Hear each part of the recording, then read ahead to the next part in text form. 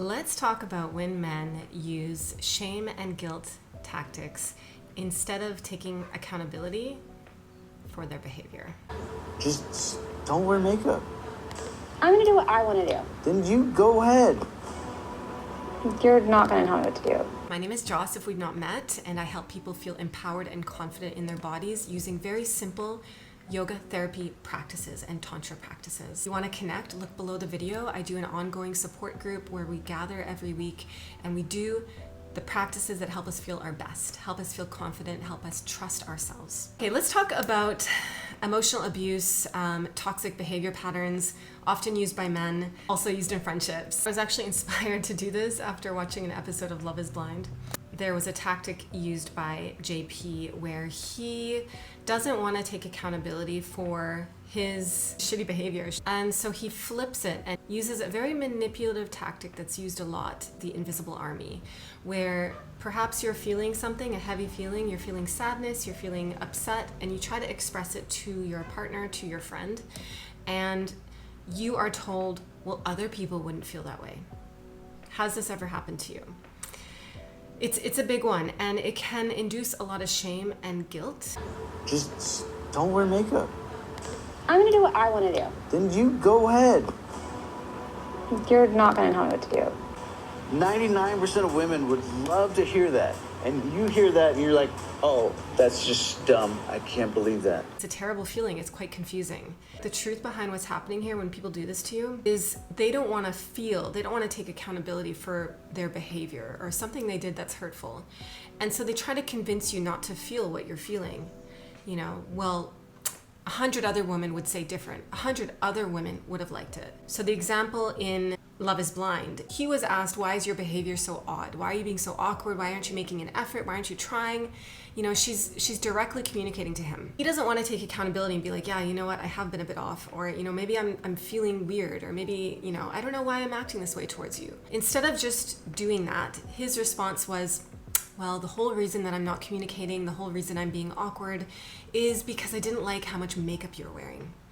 And then when she said that's hurtful, like that's a very hurtful thing to say, his response was, well, 100 other women would love to be told that they don't have to wear makeup.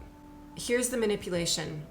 He's trying to make her doubt her own feelings. He's trying to say you shouldn't feel what you feel. So he's invalidating her feelings and telling her that other people wouldn't feel that, therefore you shouldn't either.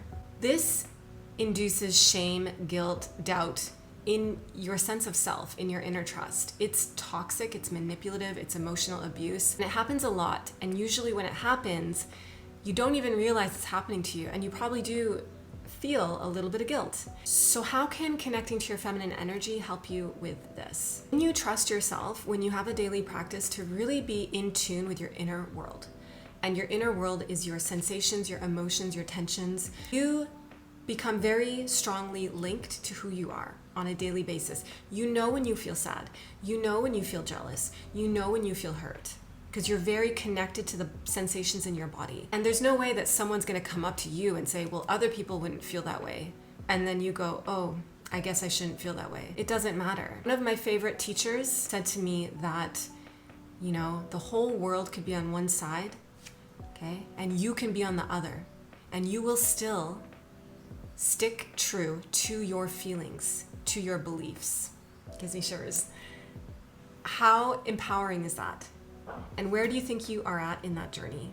Can you say, yeah, I trust what I feel, and I respect myself, I have so much self-compassion, I nurture myself, I don't doubt what I'm feeling. If you don't, there's no judgment, but what a wonderful space for you to start a daily practice where you connect to what you're feeling and you know what you're feeling and you nurture it. I'm feeling upset today. I'm gonna do things to help myself with that. I'm gonna communicate to this person. I'm gonna treat myself, you know? Instead of like, I shouldn't really feel this way. I'm gonna avoid this. I'm gonna deny it. I'm gonna block it. The next thing that happens when you do this is huge, you know, when you think about the way energy works. Whatever you resist persists. So if you get in a habit of constantly resisting, denying, blocking, practicing self-doubt, this is going to amplify the feeling that you're trying to block. It has the opposite effect. So the best thing that you can do is to be honest with what you're feeling and to nurture it and to allow everything you're feeling and not to judge your feelings as good or bad. You know, oh, these are the light feelings, the good ones, these are the bad ones. No, they're all welcome. They all have something to share and to teach you. All of your emotions are feelings. When you notice that someone's trying to do this to you, this tactic of the invisible army, like, oh, other people wouldn't feel that way, or you're overreacting, or you shouldn't feel that way, get over it. Don't buy into it. Your feelings are valid. Trust what you feel. And when you're in tune, your feelings won't take over you. You will have a strong relationship with them. So where does it start? Okay, where does this journey start? It's easy. It starts with a quick daily practice, 5 or 10 minutes, where you sit doing meditations and breath work and journaling to access who you are on a deeper level. Do the breathing, you do the practices to check in with yourself. It might sound simple, but it's something that we totally ignore. So many people are completely disconnected from their bodies, from their feelings, their emotions. They're totally up here. There's nothing down here. Yes. Thank you, JP. Thank you for this silly reality show, for inspiring me. I hope that you can see these behaviors through the lens of, you know, this is unhealthy, this is toxic, this is manipulation.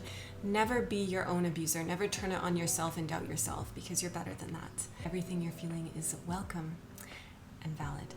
Thank you and have a beautiful day, and I really hope to connect with you. Comment below this video. What do you think? Has this happened to you? How does it make you feel? Thank you.